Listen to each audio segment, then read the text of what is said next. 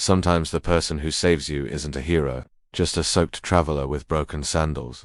This was Gudo, the revered teacher of the emperor, yet he was walking alone through the countryside like a simple beggar. As the rain poured down, he spotted a farmhouse glowing with warm light. A kind woman, seeing him drenched and shivering, opened her door and invited him inside to rest for the night. But as soon as Gudo stepped inside, he felt a heavy sadness hanging in the air. The children were withdrawn, their mother's eyes filled with worry.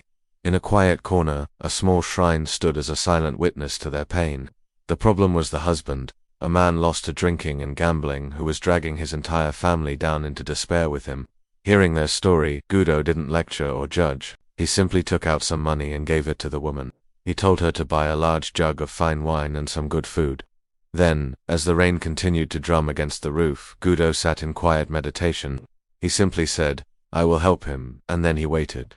Late that night, the door slammed open and the husband staggered in, drunk and angry. Chaos had returned home, but instead of yelling, Gudo greeted him calmly, offering him the wine and food he had prepared.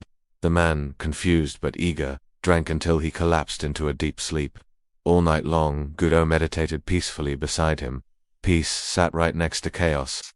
When morning light streamed through the window, the husband awoke, his head aching. He was startled to see a monk meditating beside him. Gudo opened his eyes and spoke softly, "Life is brief. If you continue down this path of gambling and drinking, you will lose everything. But before you lose it all, your family will suffer the most." The man stared at the floor, his shoulders slumping under the weight of his shame. For the first time, his eyes were truly open. When it was time for Gudo to leave, the man insisted on carrying his bag and walking with him. After 1 mile, Gudo stopped.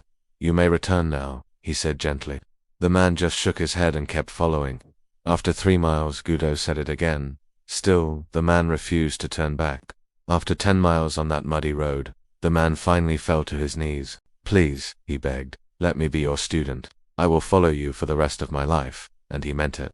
He became one of Gudo's most devoted disciples, known as Non, which means the man who never turned back.